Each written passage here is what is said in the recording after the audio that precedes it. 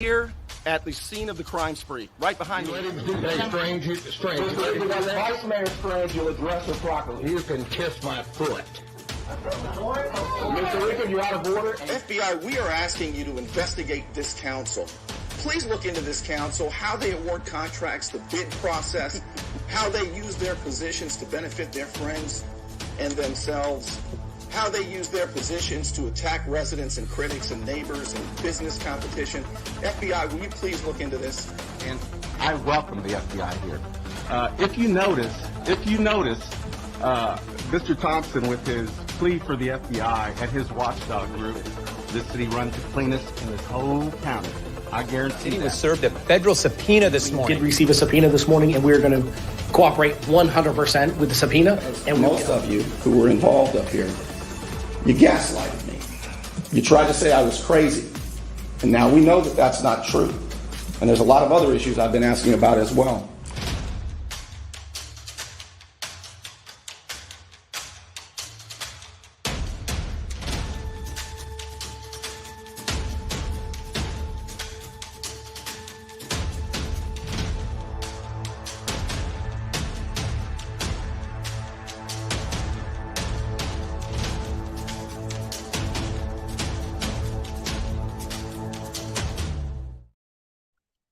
Things are hot and heavy in the Lynn Haven corruption case and beyond. I've got a few things to catch up with you about, and I want to show you this legal advisory letter sought out by Lynn Haven City Manager Vicki Gaynor. I'm going to analyze it, and I'm going to show you the latest. There have been several filings over the last couple of days. The prosecutors and the defendants, Mayor Margo Anderson and developer James Finch, both sides are telling Judge Walker, federal Judge Walker, what they believe should not be admissible, assuming this goes to trial, which now is scheduled for February 28th.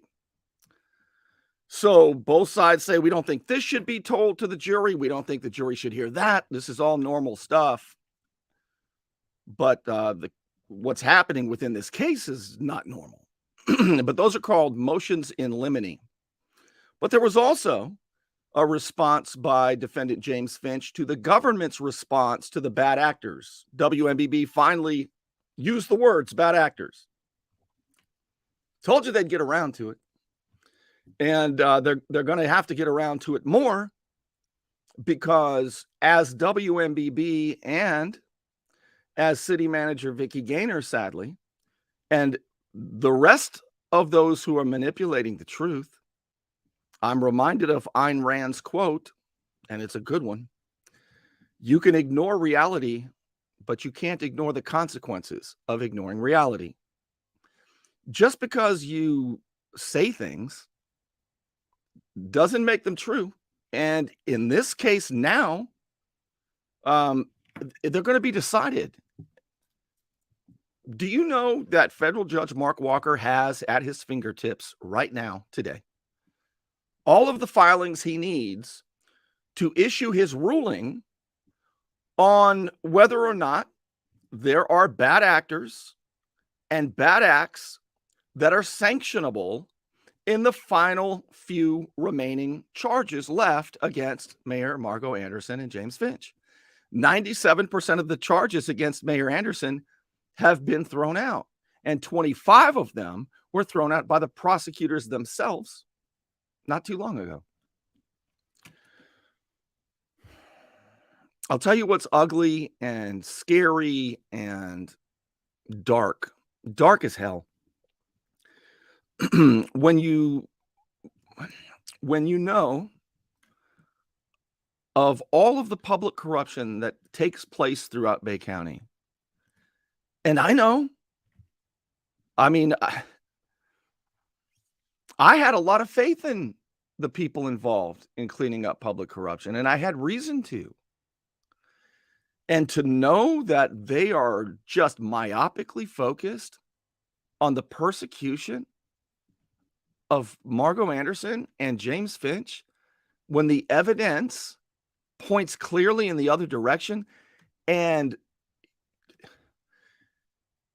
as the evidence comes out, it reveals some horrifying things, like Lynn Haven police chief in 2018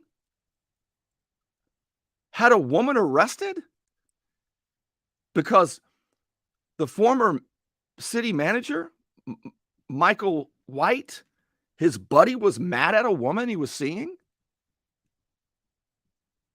And you have text messages that were provided as evidence. They're not made up, and everybody knows that show a police chief saying, "We will arrest her ass," and the city manager talking about, "Let's set her ass up." And later they did. She went to jail that night, and she was arrested in her home because she pissed off their buddy. And she was read her Miranda rights while she was sitting on her toilet in her home. You got to humiliate them now. You don't piss off our crowd. We got the guns and the badges and the bosses. And so when this stuff comes out, you would think it would at least make the, I don't know, news. The News Herald hasn't even touched it. WJHG, I think they've got a statement out. WJHG has a statement out, the official statement. My name's Paul, and that's between y'all. See, they're not even touching it. That's a WJHG statement. My name's Paul, and that's between y'all. Are you kidding me? WJHG. WMBB's reporting it, but they're not writing it. I'd bet you that they're not writing these latest reports. To me, these latest reports look like they're being written by the prosecution team or Sachs Media, who they hired, but not Brady Calhoun. Not even Tom Lewis. I'll show you. It's my belief, and now I'm in the world of guessing because I don't know. But I'll tell you what, I had reasons to think it. It's my belief that they're not writing their copy, that they're being fed what to say because they've been in on it from the outset. WMBB. They know about public corruption in this town too.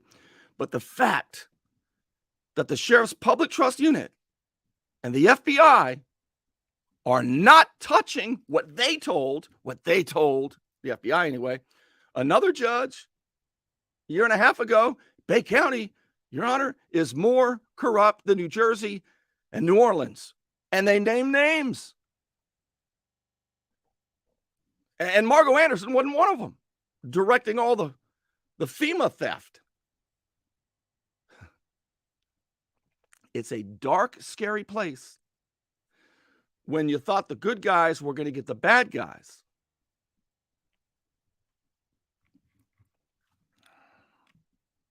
But it turns out, you finished that. You finished that sentence.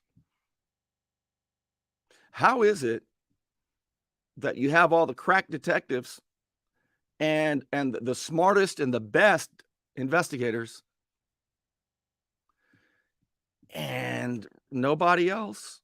Nobody else. None of the bigwigs have been indicted. Well, I'm told it's because of COVID. I'm told it's because of the election. When Trump lost, see, they had a change over there. Jason Cootie became the U.S. attorney. Well, look, I still have hope that Jason Cootie wants to do the right thing. I've heard good things about U.S. Attorney Jason Cootie. Now, the guys under him, look, when you're the U.S. attorney, you've got a lot of things you're working on, not just this. You have an obligation, though, after a while, and I saw him come into the federal proceedings February 12th or 13th, and I wanted to say hi to him. I really believe, and I still have a feeling that if he knew, right, if he had maybe that's why he's there. you got to have hope. You got to have hope. Jason Cootie, I got hope.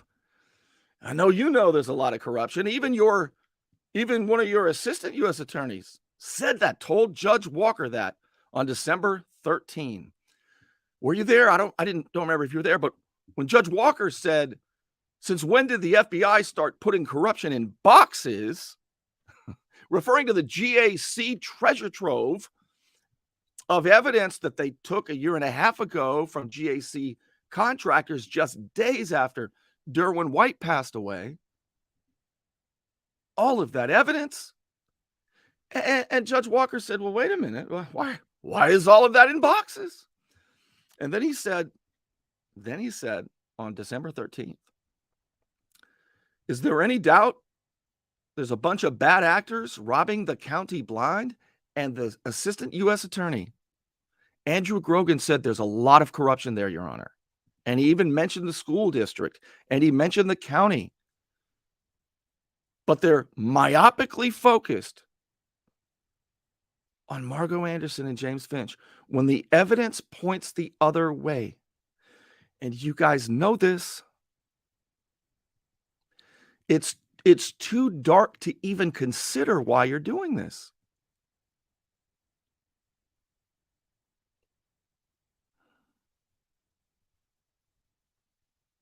Can't you please help us clean up this place? All right, I got to show you some stuff. So let's start with the, back to Chief Ramie. And there was a small protest today calling for the firing of Chief Ramie tomorrow at 9 a.m. Oh, my gosh. Do you remember when people said we need an emergency meeting in Lynn Haven to address the text messages, the shocking text messages where the police chief vindictively arrested a woman as a pal for his bro, Michael White, and said all kinds of ugly things? It's conduct unbecoming of a police officer, but you've got members of the city commission who are pretending that they are a jury and this is a criminal standard. It's not. There are articles after articles after articles in other communities, because in a decent society, when you have a police officer, period, who does these sorts of things, they are removed, even if they didn't commit a crime, because they violated the state police code of ethics, code of conduct that you know about, and the city's own policies. But evidently, Lynn Haven doesn't have policies of police behavior because they're not holding them up. So tomorrow's the meeting. The only one who wanted an emergency meeting was Commissioner Judy Tinder. Tomorrow's the meeting. It's finally come around. It's going to be January 10, 2023.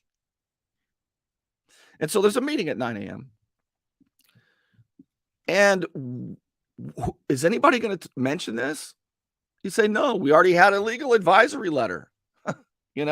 We already had an outside counsel do an in-depth investigation, and they determined that no action was necessary. Let's take a look at the letter, and let's take a look at who wrote the letter, and let's watch tomorrow to see if any man of conscience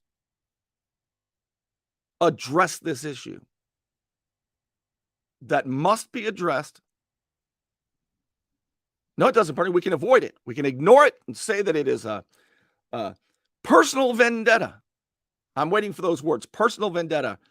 Right now, you've got attorney Kevin Obos and Cole Son Davis crossing that out. Damn it, he just said, get that word. Find a synonym for personal vendetta. Watch.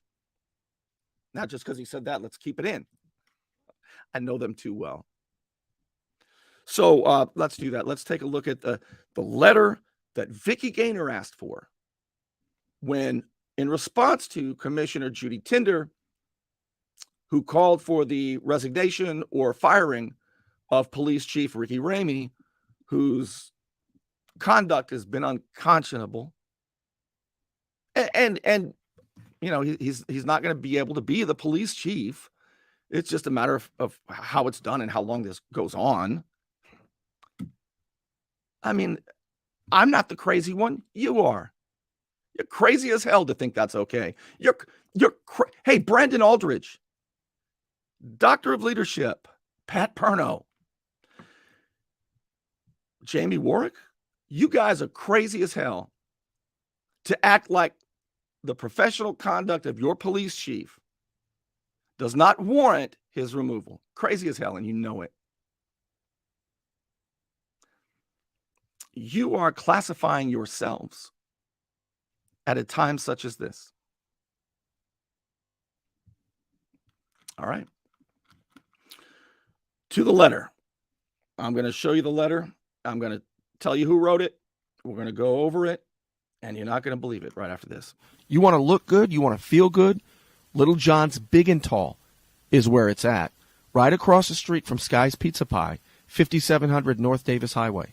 You can find out more online at littlejohnsbigandtall.com. He's also a member of the iTex trading community, where your iTex dollars are welcome. When your life is on the line, hire the lawyer who lives in our community, works in our community, and worships in our community. I'm Al Saulene, your Panama City Beach lawyer. 850-215-0628. Okay, so what I think is going to be best is if I read the letter first, and then keep in mind what the letter says, and then I'll tell you who it is, the outside counsel who wrote it. Here we go. So, geez, I can't believe I uploaded the wrong ones. You're just going to have to look at it like that, okay? I'm sorry. So, it was received on December 20th, written to City Manager Vicki Gaynor, and it says that it's an administrative review. They're an outside law firm, and they are giving the city advice, suggestions about, what ought to be done in light of Commissioner Judy Tinder's call for his removal. And I'm not going to read all of this, but you can later. But this highlights what she saw in the text messages, or what was said at the hearing on December 12th, when Chief Ricky Ramie had to take the stand, and a lot of this came to light. All right. This is what the attorney immediately does. It says, I can confirm through my separate litigation experience that Verizon maintains cell phone data for only 365 days. Remember, these text messages by Ricky Ramie were in 2018. It goes on. Michael White separated his employment with the city on or around March of 2019.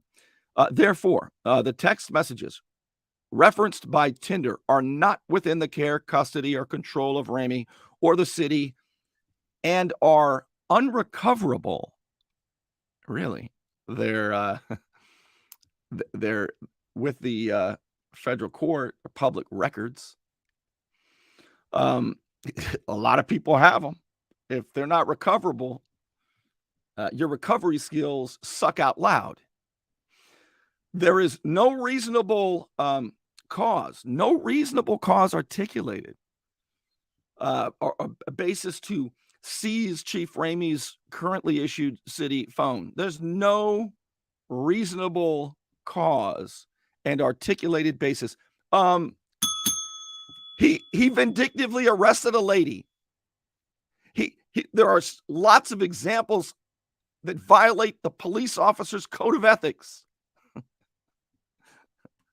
All right. And then it goes on. To the extent Tinder suggests that Ramie's city telephone be seized because Ricky Ramie may be involved in the current Lynn Haven corruption case, this request is unsupported by fact. Moreover, I highlighted the good parts.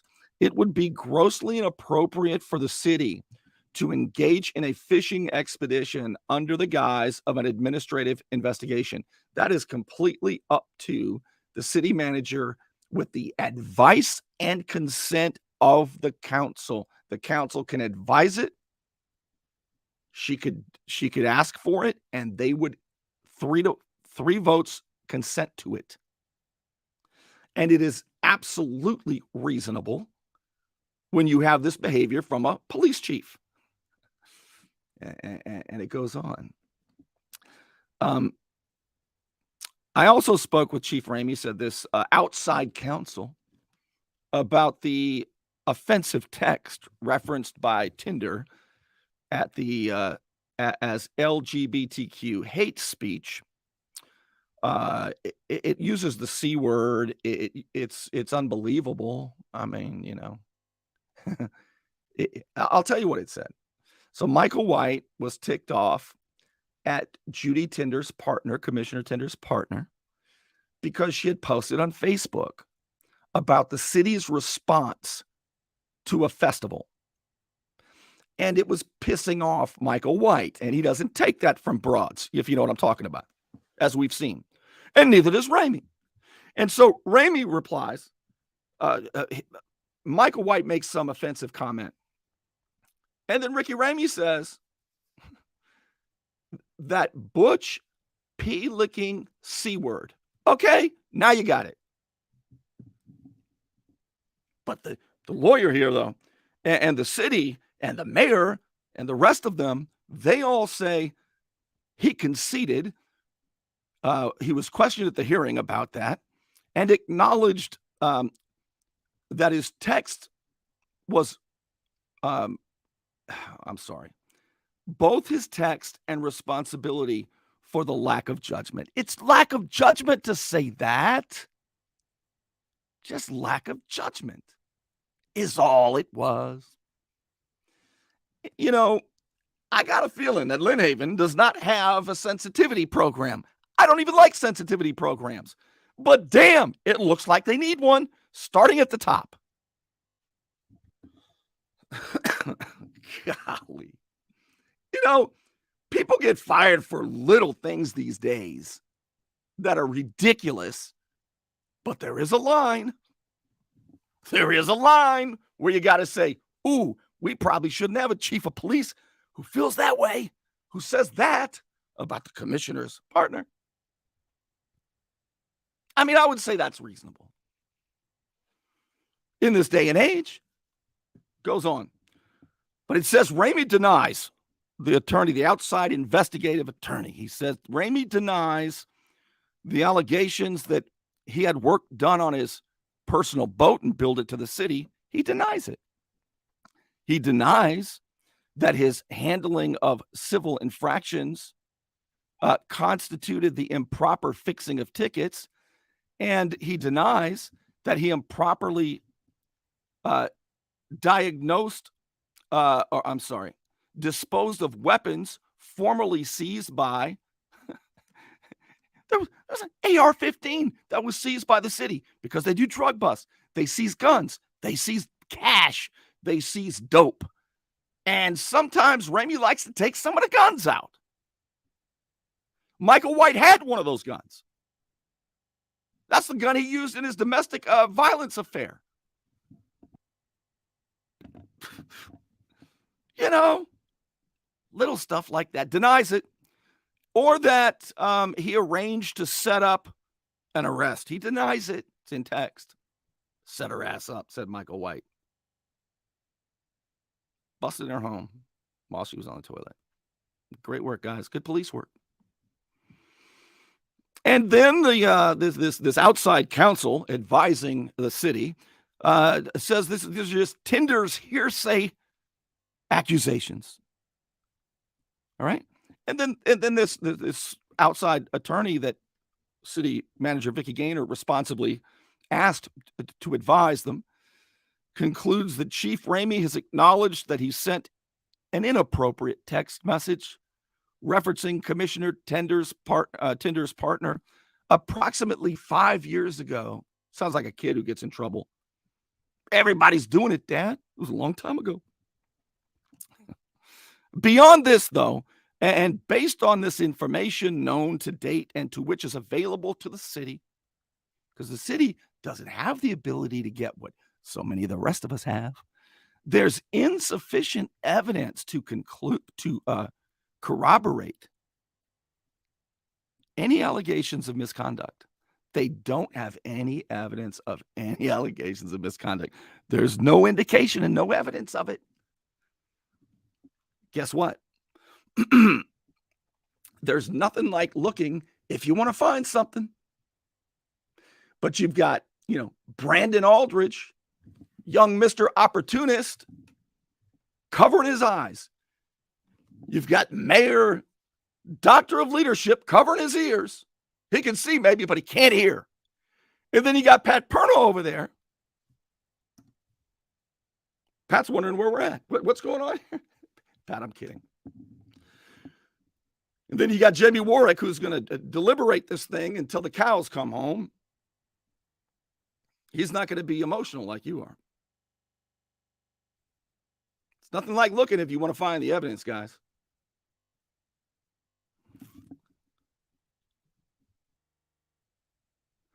Oh, this is page 2. Geez, here's page 2. So when City Manager Vicki Gaynor asked for this outside law firm, straight down the middle now, when they asked this dude here, I'll spill the beans. J. David Marcy, that's who wrote this letter. Is he an outside down the middle attorney? Let's see. Wow, look at that. That's from the Florida Police Chiefs Association. The Florida Police Chief. What is Ricky Ramie? Chief of Police. This guy, look at the middle. He serves as general counsel to the Florida Police Chiefs Association. Vicki Gaynor said, let's find us somebody fair. And Ricky Ramie said, I got a number for you, baby. Don't call me baby, but I'll take the number, Look at the top line. This is who the down the middle counsel advising the city on a delicate situation involving a police chief. Here's what he said. Here's what he is. This is on the Florida Police Chiefs Association's webpage. They're like, this is our guy. He's the general counsel. He's the boss of all the lawyers. He defends state and local government agencies and law enforcement officers against allegations of civil rights and tort violations, including general negligence, negligent hiring or retention, vehicle liability and pursuits, false arrest, improper use of force in custody, and other wrongful deaths. This guy defends the police chiefs on all these things. He also, if you look at the bottom, he also defends public and private employment against claims of discrimination, right? You know how you get these minorities who are always making these claims of discrimination, on color, religion, gender, national origin, age, sex, marital status, disability, retaliation. Well, if you ever get any of these pesky people accusing you of doing that, you hire this guy. And this guy comes in and says, they're crazy. There's no evidence. And besides, what he said about Commissioner Tinder's partner was just bad judgment so long ago.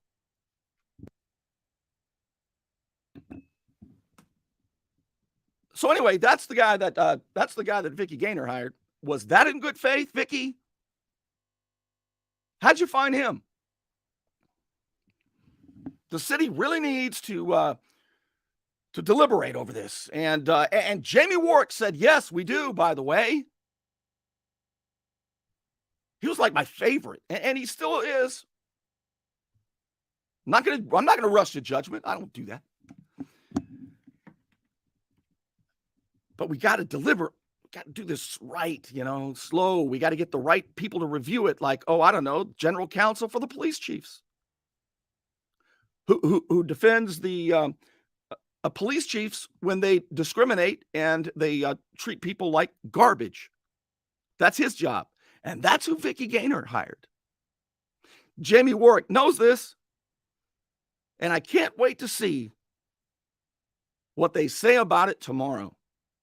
But when they do, when they show you this facacta legal letter, and they say we had it reviewed by Rumberger Kirk and J. David Marcy, boy, he's the best attorney out there, and he gave us some advice, and it was very solid. Remember who he is. Remember how they acted in good faith. Now look what he said. This guy's slick now. This guy's slick because he turned it right back on Vicky. Yeah, they might have, the chief might have done those things, but you know, she's no peach. Look what it says. I underlined in red. That's the problem. I put the numbers wrong. All right. So and on page 2, this guy flips the tortilla and he puts her on her heels. Listen to this.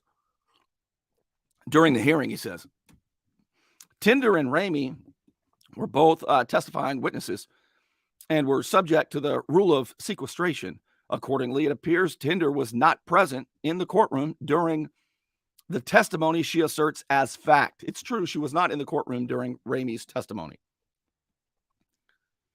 All right, that's true.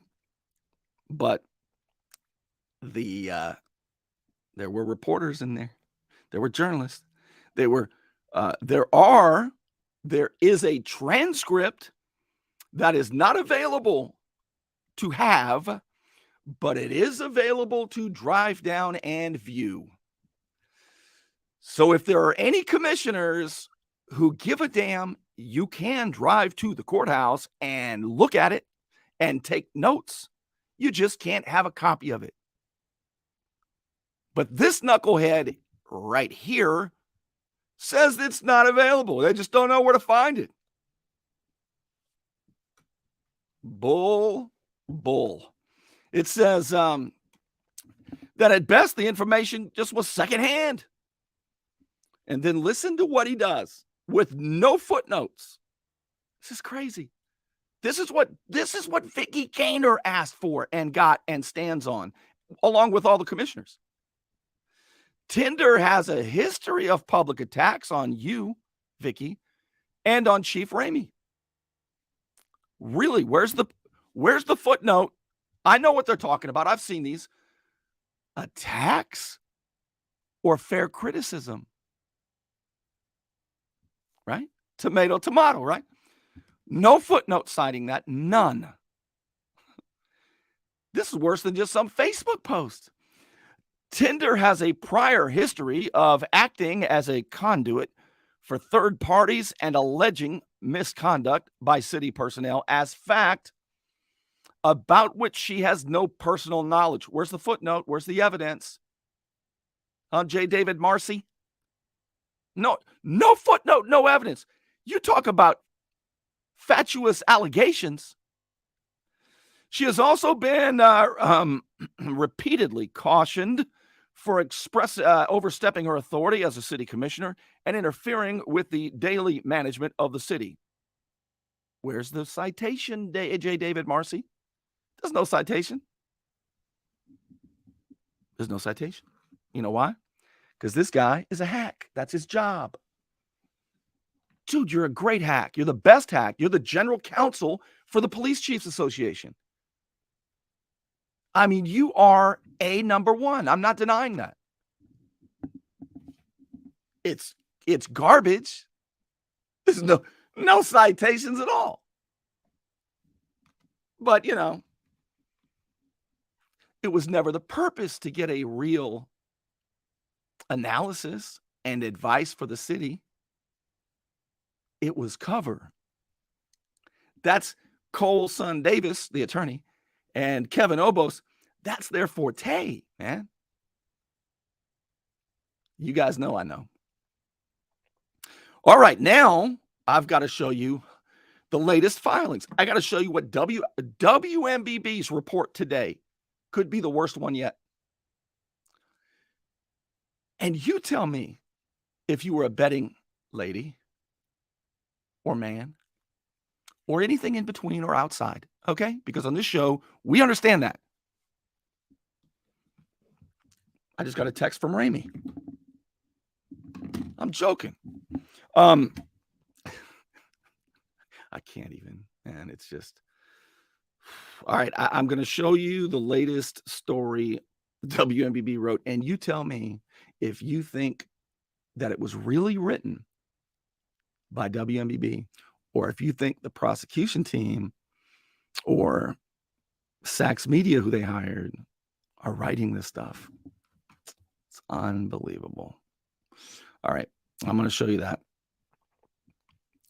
But first, can I just thank my sponsors? We'll be right back. Don't let back pain and neck pain get you down. Find relief at Brown Chiropractic Center on St. Andrews Boulevard in Panama City. Dr. Sherry Brown helps people heal naturally with chiropractic adjustments and deep tissue massage.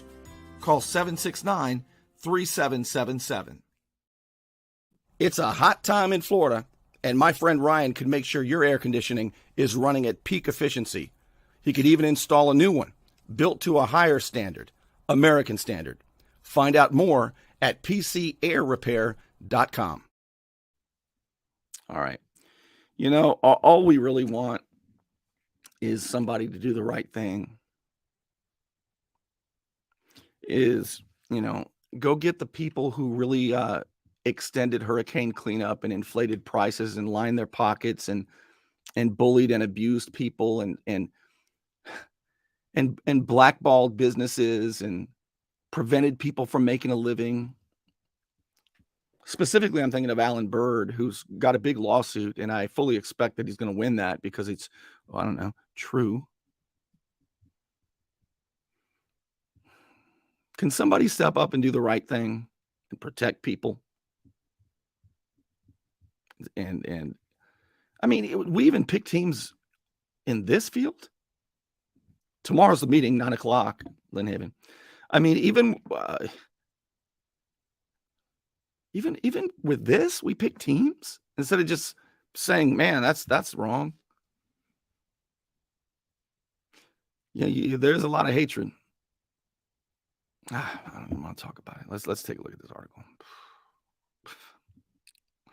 All right, here we go. Let's yeah. All right, let's take a look at this. This was an article today by well, Brady Calhoun's name is on it. You tell me if you believe, honestly, if you believe that WMBB wrote this. Motion set the stage for the Lynn Haven corruption trial by Brady Calhoun. The prosecution and defense continued their acrimonious arguments as the Lynn Haven corruption trial inches closer. Do you know that I have a master's degree in journalism from one of the most prominent journalism schools in the whole country, USC in Los Angeles, the Annenberg School of Journalism. I'm real proud of it. My first day ever, the professor's name was Ed Cray. Ed Cray taught us on the first day of graduate school in journalism that when you're writing a straight news story like this, it's a straight news story, leave out the adjectives because the adjectives are editorializing on the sly. That's journalism standards, you know, but who cares about standards? That's what we're talking about. Leave out the word acrimonious, even though it is. Just show it if you're writing a straight news article. Both sides in the case are asking Judge Mark Walker to exclude evidence and testimony that they claim is either irrelevant or prejudicial to the jury. Tell me if you think that this story gives a fair amount of time and context to both sides, the defendants and the prosecutors. And remember, already 97% of the charges against Margot Anderson have been thrown out, and 25 of them by the prosecutors themselves. Okay, keep that in mind. Meanwhile, Walker has yet to rule on a defense motion. It's not a motion, by the way. It was a supplemental brief. It was a supplemental filing that Judge Walker asked for. Give me a list of bad actors and bad acts and what sanctions would be appropriate, and I'll review it and make a consideration. That's not a motion. It's a post-trial. It's a post-hearing supplemental document. It was not a motion. But with that, Judge Walker is considering sanctions against prosecution and against investigators for vindictive investigation and prosecution. He could throw out the entire case. That's still pending. He's got everything he needs right now. He's reviewing it. If the case presses forward, the trial for conspiracy and bribery for James Finch, the owner of Phoenix Construction, and Margot Anderson, the mayor of Lynn Haven, is set for the end of January. Now, Tell me if you think this is fair. All right. Remember, 97% of the charges have been thrown out, but they're going to still talk about them. And although there are only 5 charges left in the entire case, in the current case, the issues involve years of alleged schemes and complex issues, says WMBB. After losing several motions over the last 2 years, prosecutors boiled the case down from 63 to just 5. They just boiled it down. They didn't toss them because they're weak. They just really got laser focused is all. Yeah, good job there, WMBB. They charged Finch and Anderson with a criminal conspiracy, and they accused Finch of bribing Anderson and former Commissioner Antonius Barnes. They also accused Finch of lying to the FBI about a motorhome he either sold to Anderson or gave to the couple as a bribe. Well, that's a little better. They're doing better. Now they're not outright saying 2.5 years later. The last time I read a WMBB report a few days ago, they said that Finch had given the motorhome to Anderson.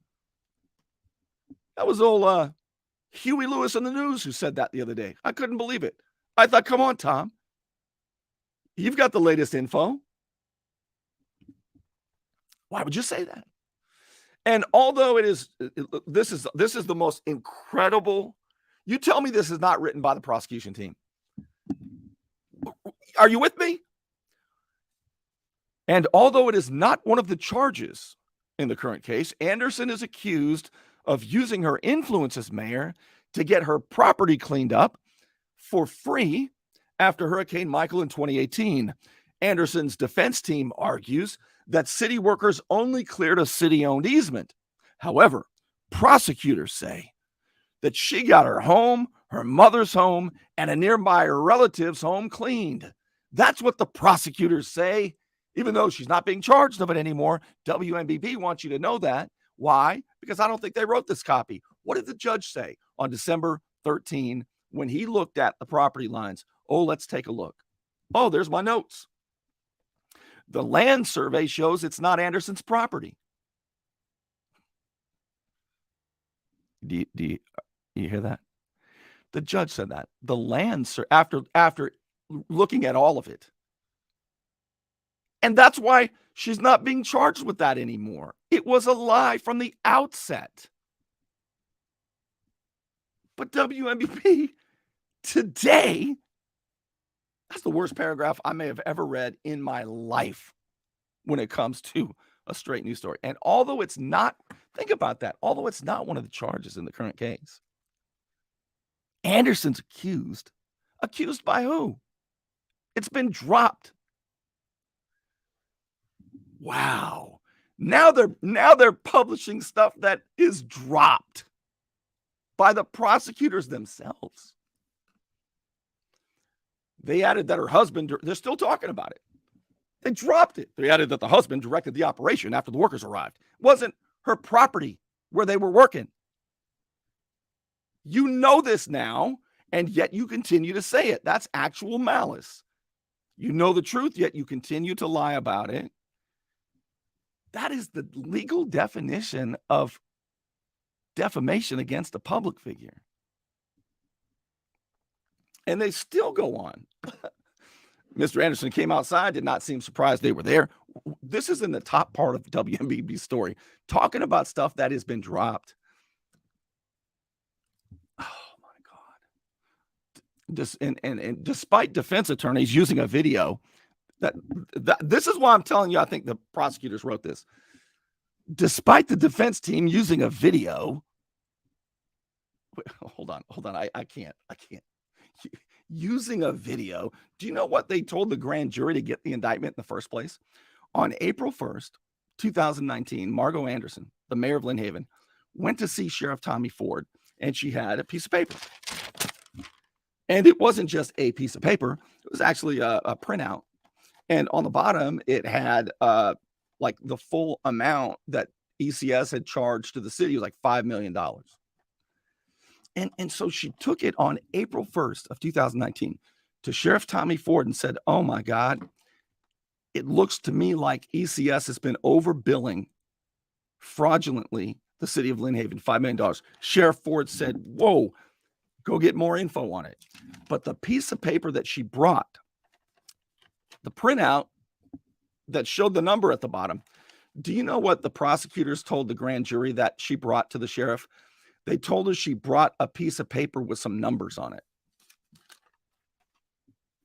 A piece of paper with some numbers on it. That's how they described it to the grand jury. That was right after or before they told the grand jury that James Finch in October of 2018 was out of pocket. Where he really was in Jacksonville recovering from a coma, a brain bleed, and he didn't leave the hospital till October 30th. The hurricane was October 10th. They told the grand jury that he was out of pocket for a while. That reminds me of this. That reminds me of what they said right here. A video. The defense attorneys showed a video. Well, the video was compelling enough, along with the other stuff, like the land survey, that Judge Mark Walker said it's not her property. And everybody agreed. Everybody, even the prosecutors. But here we are today, despite defense attorneys using a video, a piece of paper with some numbers on it. During the hearing last month, showing trees down only on city-owned easement, prosecutors say that they have NOAA satellite imagery, NOAA satellite imagery showing trees down on Anderson's properties. That's what they say. Well, why didn't they show it when they were asked at the evidentiary hearing? You guys are dishonest. You're deceitful. This is a dark, dark time in Bay County. This is beyond journalistic malpractice. There's something really, really terrible going on here. Also, prosecutors hope, it says, that they'll be allowed to tell the jury that Finch and Anderson continued to conspire together after they were ordered by a judge to stop speaking with one another. They wrote that Anderson used her husband's phone to contact Finch at work to work out a deal for Finch to pay her attorney. Finch, who was not yet indicted, then hired his longtime attorney to represent Anderson. This is exactly what the prosecutors and the sheriff's office were pissed off about. This is why Finch got indicted, if you ask me. That's my opinion. That's an opinion. I'll tell you if it's an opinion. He got indicted because they're that petty. They were mad. Finch even said so when Finch announced it live on WMBB that he was paying her attorney fees, loaning them to her. And he said, now I'm going to get in trouble for that. Watch. And he did. Got indicted over it. And you know what Judge Walker said? No big deal. You guys can continue to do that. But here we are in WMBB's story. They're still pissed about it. This is not news. This is the prosecutors throwing a fit and WMBB throwing a fit because they're not telling you the news. They're in on this. Oh, it's so bad. It's so really, really terrible. It's so scary. It's terrible. Quote, evidence that an individual selected, and they're still going on about it. Why are they reporting this when this is not even part of the case? Oh my God. The defense said Finch offered to help a lifelong friend. Why are you talking about this? This is not ripe, as they say in court. This is stale. That's court language, by the way. This is stale. Hey, you got to admit, some of you attorneys who are watching, I used to think you guys were dumb, but I no longer believe that. I'm serious now. I'm being honest. You know why? Tell you why. Because in order to get to law school, you all had to get through that LSAT test. I forget what it even stands for. And it's not like an SAT test. Like those are stupid, right? Just memorize it, whatever. An LSAT is a real test of your logic skills and your thinking ability. And so I thought, I'm going to go ahead and mess around with this. And I'm telling you what, I never would have gotten to law school. You guys are smart. You lawyers are smart. I give it to you. You're smart. You guys can think. So that makes me convinced that if you're that smart and you can think, when you guys are saying absolutely stupid stuff, I know you're being dishonest. You're too smart for that. And you know what I'm talking about. But you smart attorneys, I'm trying to impress you as well by pointing these things out. It's not ripe. It is stale. You got to give it to me on that. All right. So they're still talking about that stuff that's stale. So let's keep moving along here with the copy given to WMBB by somebody. That's my opinion. Meanwhile, the defense has attempted to put the spotlight. Does that sound like a fair statement? They've attempted to put on the spotlight on the actions of the investigators and prosecutors in the case. Well, they did a good enough job. Judge Walker is now about to sanction them. But, Guy Lewis, Finch's attorney, wrote that their bad actions began during the grand jury process and continued throughout the handling of the case. This is what the defense attorney, Guy Lewis, says, quote, and the evidence supports it. I've seen it. It was right there in the last two big, giant public proceedings that you can go to. The presentations in large measure were false, misleading, and vindictive, he said. The allegations were made without regard for the truth, and the stakes became higher. As the stakes became higher, the government proceeded with equal reckless abandon. A duly elected mayor was removed from office based on a host of false and reckless misrepresentations. An upstanding businessman's reputation was ruined based on the government's cascade of lies and misrepresentations. You say, Bernie, that's outrageous. I say, well, damn, 97% of the charges have been dropped, 25 thrown out by the prosecutors themselves, and what they told the grand jury was horrific.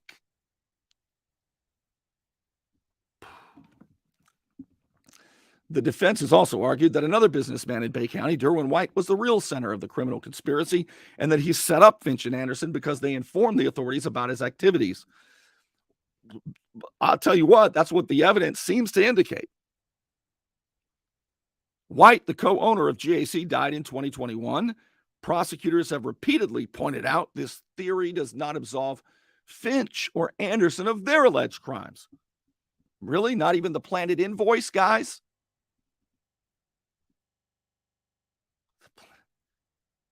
The government, this is what the government says. This is where they're at. This is where it's gone from a big giant press conference to this. This is the prosecutors talking now. The government does not understand how Derwin White's activities are relevant to whether $45,000 in checks to Commissioner Barnes and a motorhome to the Andersons were bribes. All right, well, you do understand. As I just said, you guys are smart. You are smart. They added that they have asked the defense. This is great. This is really great. Do you think WMBB wrote this? Prosecutors added that they've asked the defense multiple times to back up this claim with evidence and have received nothing. Finch and White weren't enemies. Prosecutors added they were in cahoots. See that? WMBB says that the prosecutors have asked them multiple times to back up their theory, their claim, and they've provided nothing. It's the prosecutors that have had to have 3 motions to compel to turn over exculpatory evidence. The defense doesn't have to provide that. The burden of proof is on you. But WMBB says, look at them hiding their stuff.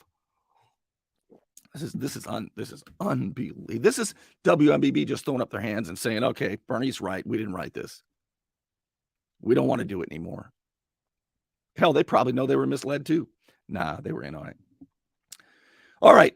This is, I guess this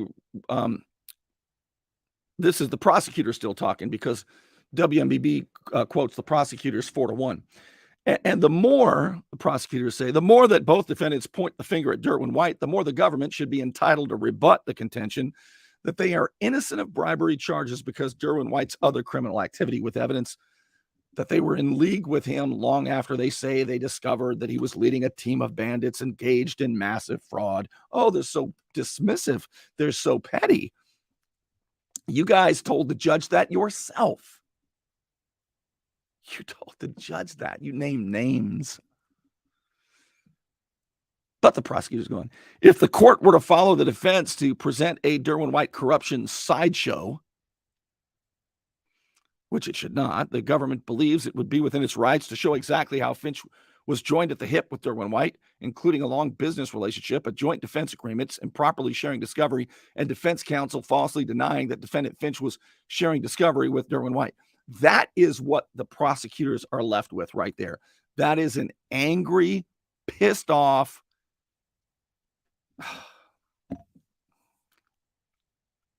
and I think it's exactly why they're going to get sanctioned. Because there's no there. That's just angry, like, well, then we should be able to do this if they get to do that. That's what that is. It's terrible, guys. It's terrible. We're down, and you guys are doing this stuff.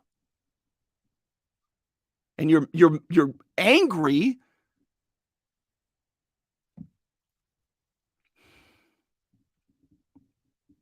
You know, when you're involved in justice, you can't be guided by anger. When you're a parent with a little kid, you cannot parent in anger. You should not be angry. You should not be vindictive and petty. You have a very, very important role in a decent and civil society. Live up to it.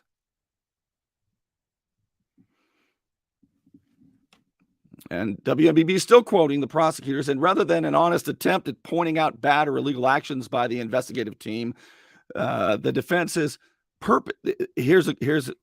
hate that I have to do this, but I have to do this. The defense has been purposefully smearing the former retired lead prosecutor and the former retired case agent before the trial jury. They're talking about FBI agent Lawrence Borghini, and the prosecutor was Stephen Coons, and Stephen Coons has a sadistic history of lying, and it's all documented, and it's just incredible that Sheriff Tommy Ford and his public trust unit and everybody would put their faith in people like this. And again, I hold out hope that Jason Cootie, the current U.S. attorney, has just been fed bad information. I mean, he's got a lot of big stuff on his plate. Mr. Cootie, I hope that you look at this closely, because you know how bad we wanted to clean this town up. Please. WMBB continues to quote the prosecutors. They added that the smear job done by do you think they wrote this, or do you think somebody else wrote this? They added that the smear job done by the defense extends to an investigator with the Bay County Sheriff's Office. See, WMBB, they won't even name the people who are listed in these filings. I don't like to name them either, but you have to. They're talking about the head of the public trust unit, Jimmy Stanford, but WMBB, who is they've got a family affair going on with the sheriff's office. There's sort of a quid pro quo there, right? If they tick off Major Stanford and Sheriff Tommy Ford, it's going to affect people and their good jobs at the sheriff's office. So, they lie to the people. They hide info from the people.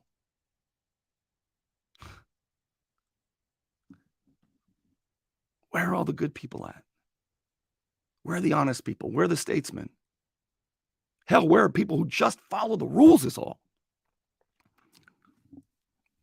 The news doesn't even say the name. I don't want to either, but it's listed as number 3 by the defense in the bad actors list. And if the judge comes back and says that Major Jimmy Stanford did a fantastic job, did a good job, did nothing wrong, then that's what we say to you. But we can't just hide it. Yeah, you can. They just did it. What do you know, Bernie?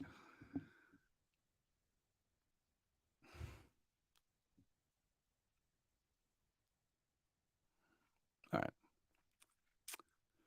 And Ricky Ramie, the current chief, they don't mind saying Ricky Ramie's name.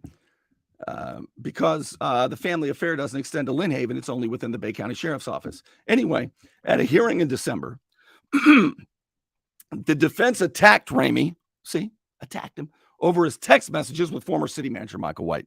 Those messages should not be presented to a jury, prosecutors wrote. Still quoting the prosecutors, WMBB. Does this look fair and balanced?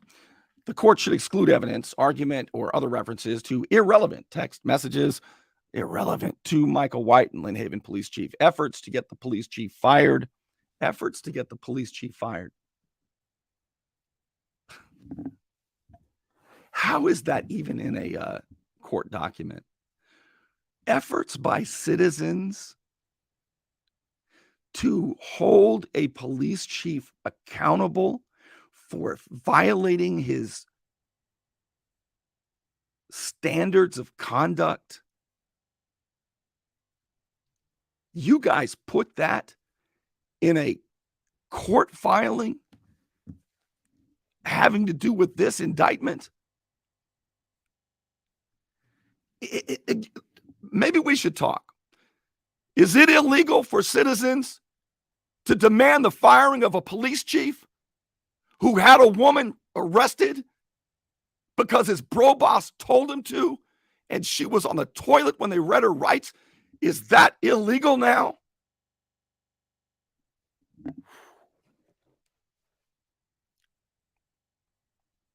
Efforts to get the police chief fired. That's inappropriate. This is how petty it's gotten. This is how petty it's gotten. That's wrong, guys. That's wrong. Now we're in this. The citizens are in this.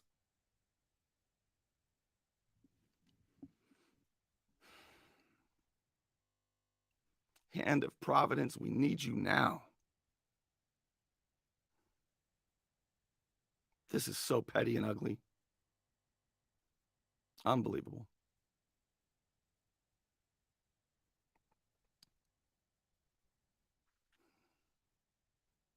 Wow. And they even mentioned the subsequent arrest of defendant Finch's wife for cocaine possession. She didn't even possess the cocaine, and you guys know it. It was not even close to that. You know, when the truth comes out, by the way, when you find out more about how Ricky Ramie left that courthouse on Monday, December 12th, and by Friday sent somebody to arrest Finch's wife when she did not possess cocaine, and you hear how they went about it, the cover-up's worse than the crime, and you know the shadow knows. What you guys did there, it's coming back to get you because it was wrong and probably illegal. That story is the rest of that story. How Ramie vindictively arrested Finch's wife. That story right now is crazy, and you guys know it is. I've never seen such desperation and such pettiness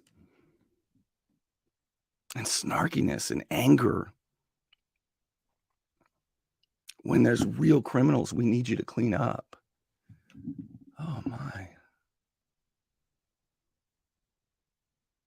How do we get a new group of people in here that give a damn? I mean, they can't. You got to do it, feds. You got to do it, but you can't do it with these guys.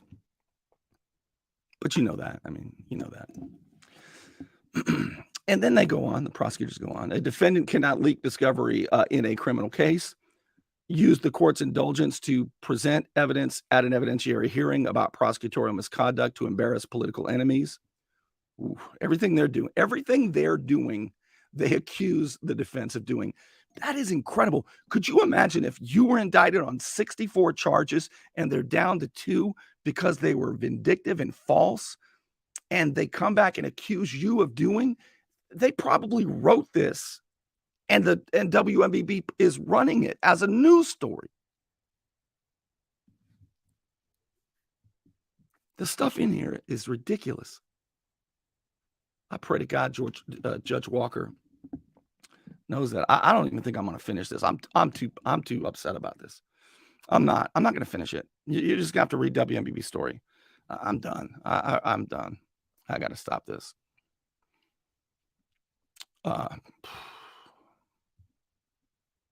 Yeah, I'm not doing it. I'm not going to read the rest of that. I got to go home and I got to get some rest because I got to go at 9 a.m. in the morning to watch a city commission circle the wagons for this. That got this dude that got this dude to write the facacta letter and act like it was a real thing.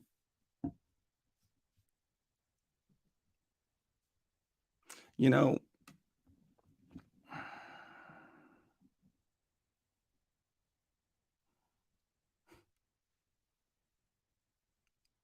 there's nothing I can say. I can't say anything. I don't have the magic words. I don't even have the words right now. It's just so ugly and so terrible. You know, I was misled for a long time that they were going to clean up public corruption. I told you they were. I said, have faith. I know some of them. I know what they're doing. I know who they're going to get. I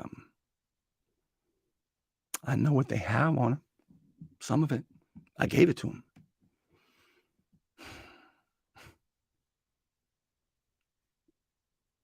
But I guess they really didn't want it, you know. That wasn't what it was for. So here we are. The corruption continues. And those who are supposed to clean it up aren't. In fact, those who are supposed to clean it up are angry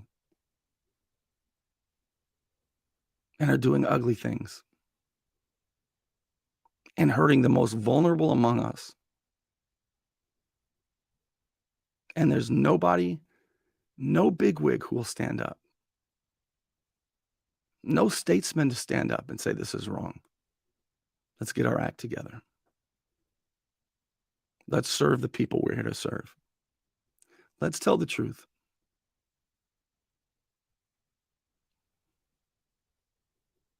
All right. You'll have to read the rest of WMBB story by yourself. All right.